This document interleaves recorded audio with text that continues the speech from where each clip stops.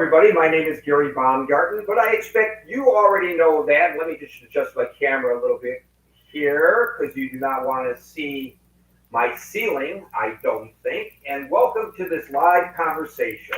On the live line with me is my buddy Boaz Frankel, who is in Los Angeles. And I wanted to talk to Boaz right now about the inflation that is hitting California, because I think it's a lot worse there than it is anywhere else in the continental United States anyway. Hey, Boaz, welcome to the chat. Thank you for having me, Gary. Good evening. So what's the story, Morning Glory? What's going on there in California? Why is it so much worse for you there than it is for me here in New Jersey on the East Coast? Well, first of all, California is probably the most expensive state, and it always has been for a long time. It is the most expensive state to live in. New York and New Jersey probably being second and third in place. But California has always been the most expensive. There are a lot of reasons for it. Of course, you talk about gasoline, that, we always have been at the highest gas prices, regardless of what is or what was happening or what will happen in the market. Because, as you know, the state of California always charges about 50 cents on every gallon of gas that is sold as an environmental tax, as they would call it. So our gasoline is always 50 cents higher than anywhere else in the United States. Right. But prices in general, I know from my recent visit out there, are higher, and now they're even more extreme. And I know we're all struggling across the country, because I know when I fill up at the tank, and we're blessed here in New Jersey with relatively low costs at the tank. But I do know for sure when I go to the grocery store, I'm checking those prices a little bit more closely than I ever have before, at least in recent memory. And I would have to imagine, from what I'm hearing, it's much worse there in California. Well, first of all, let's ask, why do groceries cost more in California? And the answer to that is there's no simple answer for it, but in general, prices are rising at grocery stores across the country. The higher prices that food makers have been warning about for months have been the U.S. grocery carts. Surging transport costs and supply chain disruptions are all contributions to all the price bumps. The higher prices that food makers have been warning about they've been warning about for months. This is going to happen. Seafood prices are up by 18.7% on average in the 13-week period that ended April 24th, while baked goods, such as donuts and rolls, cost about 7.5% more than the same period last year. So rising commodity costs are partially behind the surging prices. And this is according to the Bloomberg Commodity Spot Index, which tracks 23 raw materials, now at its highest level in almost a decade. Surging transport costs and supply chain disruptions are, again, contributing, as is a continued bump in consumer demand, as more Americans cook at home. More Americans are actually cooking at home than they are going out, because they just can't afford to go to restaurants anymore. Right. So I want to get into, and James Hickman has just joined us, and he makes an excellent point. I want to circle around and address that in a moment. But you threw a lot of percentages at us. Tell us what it's like for you when you do your weekly shopping trip to the market. On Thursday, I believe, is your shopping day to go to the market. Well, I've been surprised that the item prices have made me choke. Yeah, that's why you're choking, thinking about my question. Well, I keep telling you not to eat peanuts while I'm interviewing you. Do you need a moment? Do you need a moment? No, I'm okay, I think. I mean, specific prices. Well, yeah, I mean, how much on the average do you think you pay when you go shopping compared to now? And and give me some examples if you can recall. Well, I can give you a list of percentage hikes that have happened in the last 6 months. Okay, If you want to know, so it goes like this: rental cars have gone up 22.9%. 42%. Yep. Used cars, if you want to buy a used car, it's going to cost you another 24.4% in the last 6 months. Mhm. Hotels, 18%. You want to buy a new TV, 12.7%. Furniture, 11.2%. Meats, poultry, fish, and eggs, 10.5%. New cars at 8.7%. Appliances, 7.1%. You say 8%. You say 8%, Boaz, for the cars, which doesn't seem like a lot, but that's presuming you could find a car to purchase. That's correct, exactly. Electricity, 5.2%. Restaurant prices, 4.7%. And finally, rent, 2.9%. All these hikes in the last 6 months. So do you and your friends and neighbors find yourself cutting back on some things in order to make up for this rise in prices? Well, yes, actually, we do. Um, the people are, it is assumed, not it's not actually assumed, usually the highest bill in a household of, let's say, 4 people is the food bill. That's the highest bill. And the question is, what you cut back on? Well, I'll tell you what you cut back on. You cut back on the items that you normally would buy that gets more expensive that you can get along without. Now, that logic applies to what? To food items like meat. And basically, what you're doing is you're going down to the basic foods, right? Milk, cereal, stuff like that. You can no longer afford to buy meat, so you buy chicken. You can no longer afford basically you're cutting out most of your meat. And you're eating chicken, which is cost less, or turkey. Speaking of turkey, Gary, by the way, we're coming up on Thanksgiving, and Americans are going to have a lot more problems financial wise in buying a turkey for Thanksgiving.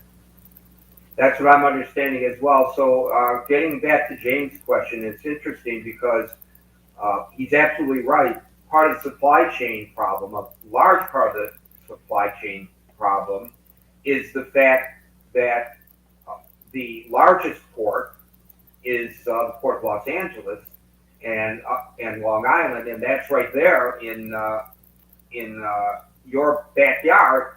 And he says that he hears that um, I see, I misread his comment. I thought his comment I thought his comment was about the fact that the ships are still anchored ashore and they haven't made it to port, many of them, even though the president cleared the way for those ports to be working 24/7. But his comment really is he hears that shipping containers are cheap right now in California. Do you know anything about that? Different problem. The shipping because of the influx of many more time shipping containers that are coming off the ships that have been anchored out. Right now, there are approximately, I believe, 65 to 70 ships that are still anchored out that still have room for them to all come at once. The shipping containers themselves, they have such a buildup of them that they're starting to spread them out all over the state. They're putting shipping containers, believe it or not, in residential neighborhoods, parking them like cars, one after the other, blocking people's driveways, blocking people from parking their own cars. I mean, it's unbelievable what's going on down there in Long Beach. So can't they use those shipping containers and repurpose them? You have as I noticed, and you were with me as I took photographs of this.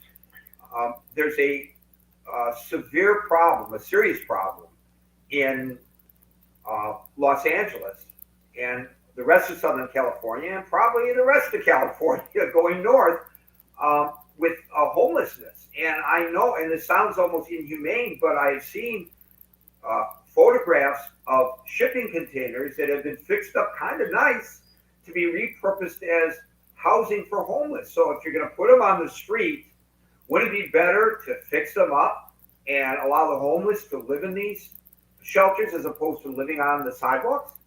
You know, it's a great idea, Gary, but you have to realize what does it take to actually um, migrate those shipping containers into living quarters. Because you can't just have people sleeping in there the way they are. That's actually dangerous. But if you close the doors, people could actually suffocate. You know, the shipping containers can be that. I mean, it takes a lot of building effort.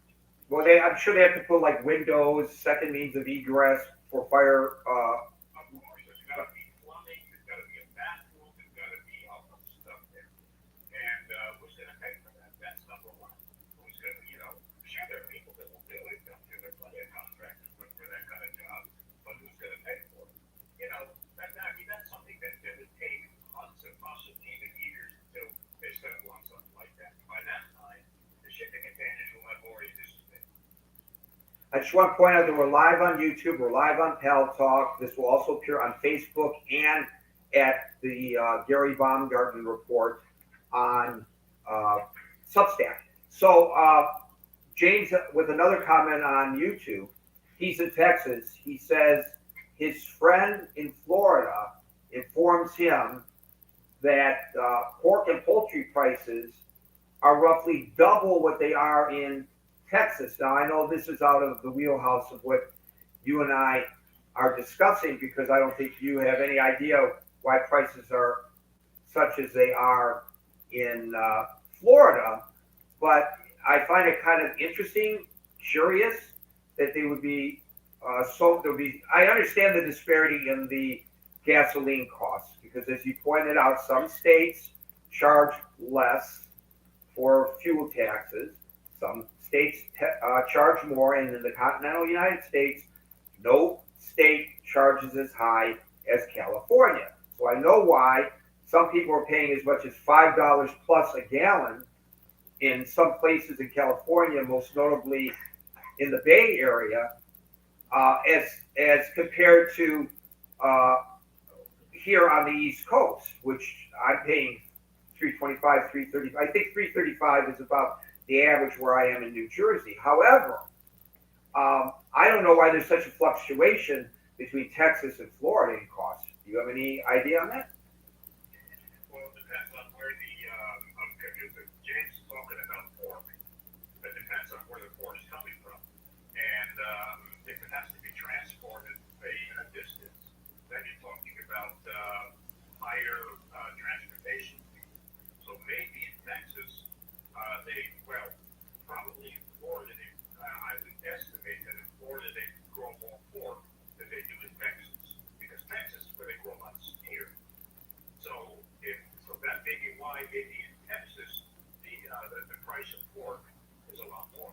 Well, I'll tell you what.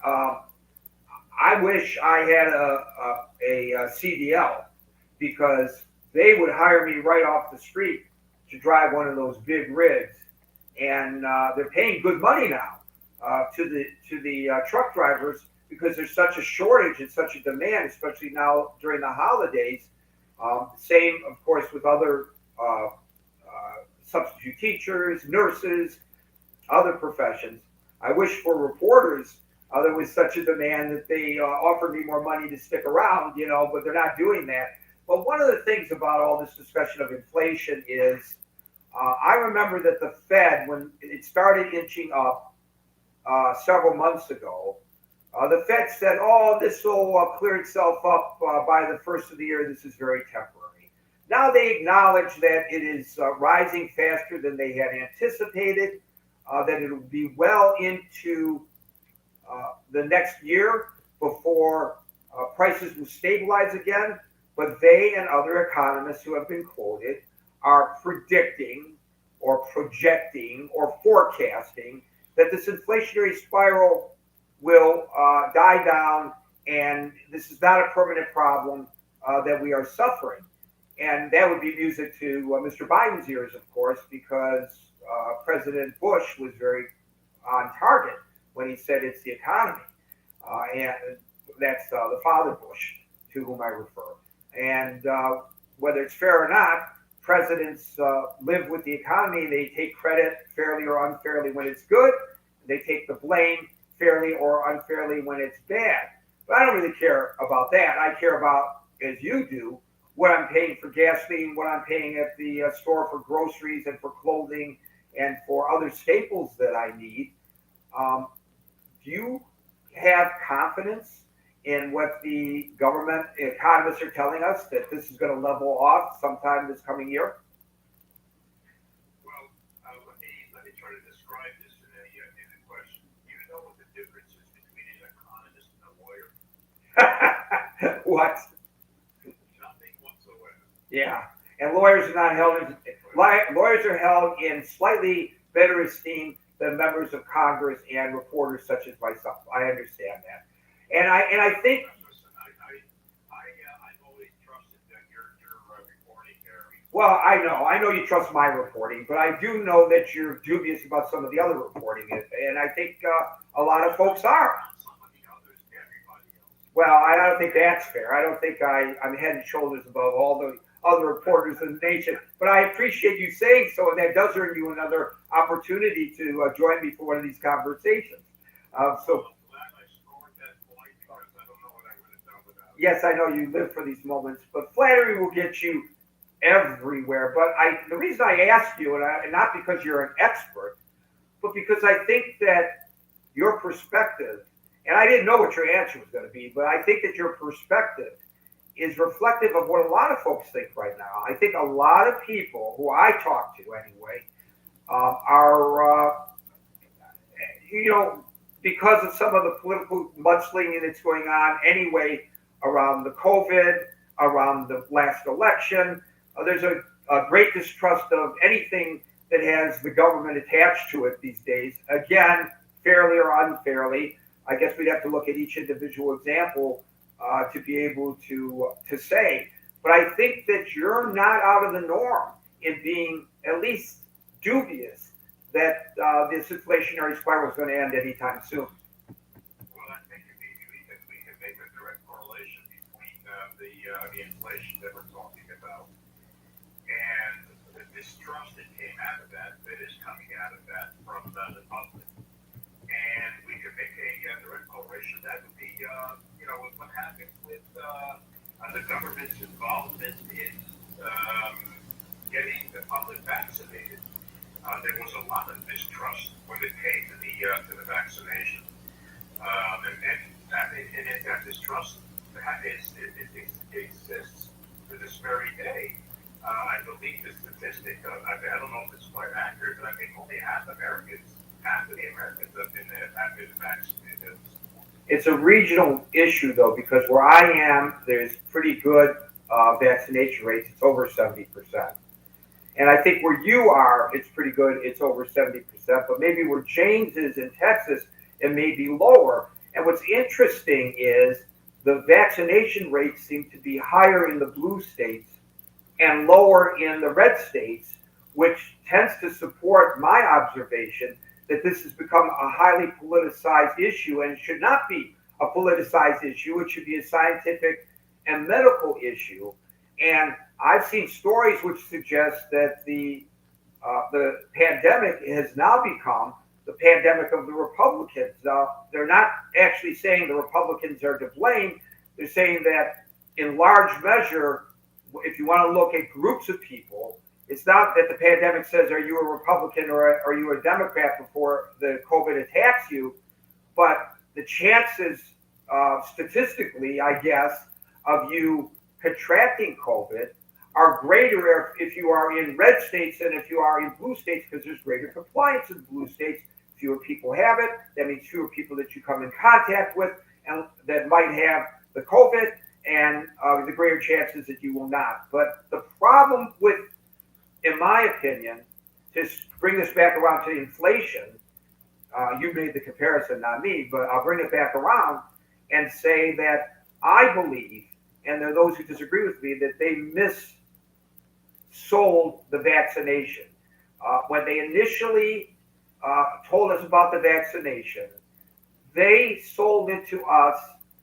Uh, it, they sold this to us that if sufficient numbers of people get vaccinated, we will eliminate the COVID. And I think that was a big mistake because it raised expectations beyond reality. I believe they should have said if significant people get vaccinated, we can learn to live with the COVID until it runs its course. And then I think there would be more trust of the government, perhaps, than there is today. Well, that's not, I don't know, Gary, that's not quite accurate, and I'll tell you why. Um, I mean, okay, I'm not going to say that it's not accurate, but the comparison is maybe a bit unfair. I believe it's a bit unfair because you have to add the factor of confusion. There's a factor of confusion that cannot be measured exactly when it comes to the information that is disseminated through the social media. And you have so many different people talking about the vaccine, whether it's good, not good, how long it lasts, if it actually is, what age ranges. And I think, and when you listen to the whole world is driven by social media today. And what I believe the government should have done, and I might be stepping out on a limb here, but I believe the government should have done a better job in disseminating the proper information from the CDC on social media every day and pounding the social media with that information, which is based on scientific information, so that people would have more exposure to the scientific facts rather than being exposed to all the government conspiracies. Well, to that point, and what makes me very concerned about this, it's not people necessarily on the fringes who are embracing some of the disinformation. I have a good friend back in my native Detroit who's a lovely lady, very intelligent. I like her a lot. I hang out with her when I come back to visit every time I go because I really appreciate her friendship. She's been sending me things that, if you research it, the information she sends me is absolutely false. Now, I'm not blaming her. I'm saying that people post things on these websites that they just create because you can't trust the mainstream media. That's what they argue. And she sends this to me. Did you know this? Did you know that? And then the last one she sent me just today, Bill Gates acknowledged that vaccines don't work. Well, you can believe that the vaccines don't work. That's your prerogative. I disagree. But you can argue that. You can say this is my opinion. But it's a flat out lie that Bill Gates said that the vaccines don't work. Well, this isn't some crazy person on the fringes who's sending me this information. This is a friend of mine that wants to enlighten me and share with excitement what she has learned. I think we can have a discussion about things, whether it's the coronavirus, whether it is inflation, whether it is the withdrawal from Afghanistan, whatever the issue may be. I think we can have this discussion, and there are good points to be made on both sides of any issue. But the problem that I have is when people can't leave it at that. If you dislike Donald Trump, for example, there's plenty of facts that you can use to support your argumentation why you dislike him. If you dislike Joe Biden, President Biden, there are plenty of facts at your disposal that you can use in order to do that as well. Why do people have to make up things? I just don't understand it. Bill Gates, absolutely, I guarantee you, if Bill Gates said vaccines don't work, it would be front page news. For sure, my network would be leading with it. So, but then she says, look what the media is not covering. It's not covering it because it didn't happen. Gary, your point is taken here, but let's not generalize, okay? Because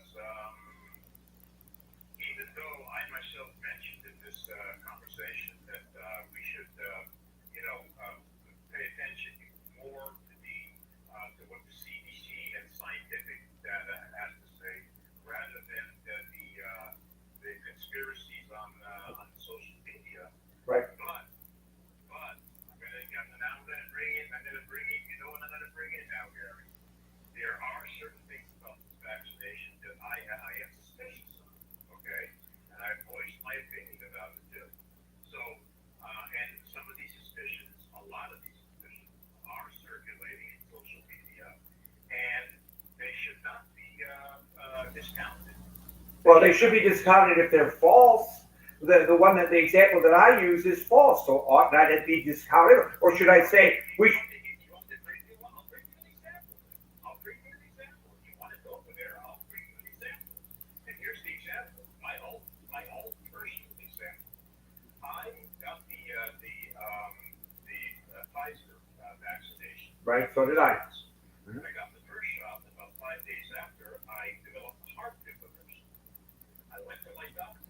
You know what the doctor said to me? Impossible. This can't be nonsense. This has nothing to do with the. But then again, after I did some research, I found out that, and by the way, this is information coming from the CDC. 1% of all Americans that got vaccinated also developed, which is very low percent, but 1% also developed heart inflammation. So my doctor tells me it's impossible, it doesn't exist. On social media, there's a lot of talk about it. My doctor denies it, but the CDC, on the other hand, it finally, and it did it first, Gary. It took about a year plus before they actually admitted that you can't get a heart inflammation. Well, wait a minute. I would correct that. When you say admitted, you're implying that they hid that information. I would say they concluded based on the scientific evidence. That's your opinion, okay. Well, that's how it works. That's how it works in science, but that's fine. I will tell you this. I will leave with this rejoinder to your comment. There are side effects to every vaccine. There are side effects to every medication. There are side effects. Wait, let me finish. Let me finish. I'm not saying that there aren't side effects, but at least tell us the truth. Well, the CDC is telling us the truth. And if you go to the CDC website, it will list the side effects. And guess what? Tomorrow there may be an additional side effect that they will suddenly admit to. You know what? It might take another year for them to finally admit that there's another. Well, I don't like the use of the term admit. I have to challenge you on that because it takes time. But listen, I will leave you with this because I'm hosting this, so I get to have the last word. Neener. Yeah, just you should be calling elder care on me. But anyway, here's my final comment, and that is this: the side effects. You can read it on the CDC website and on the various websites of the medication that you may have taken for your immunization. The side effects that are known, they're far less. You're far less exposed to the possibility of death or serious injury or illness, that is, from the side effects of taking the vaccine as opposed to the side effects of not taking the vaccine. Well, yeah, I'll tell you what, my friends in the medical profession who work on the CDC, on the COVID-19 ICU floors would beg to differ because they will tell you that it's on some occasions on those floors, 100% of the people occupying the ICU beds suffering from COVID-19 did not get vaccinated. That's not to say that you.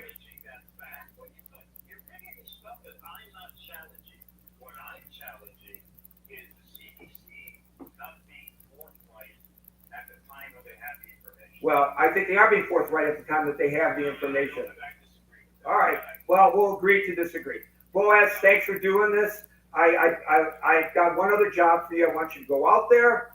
I want you to clear up that log jam of those ships that are carrying containers because I'm waiting for my cheap labor at 10 cents an hour stuff from Vietnam, Bangladesh, and China because I'm too cheap to pay top price for something that's manufactured in the United States. That's the old story, and it's always going to be that way. Yeah, 30 minutes. I appreciate it. We said we go 15, we went 30. Thanks for your time, and we'll do this again very soon, folks. Take care. Okay, and to the next time we meet on Pal Talk, on YouTube, on Facebook, and on my blog, peace out.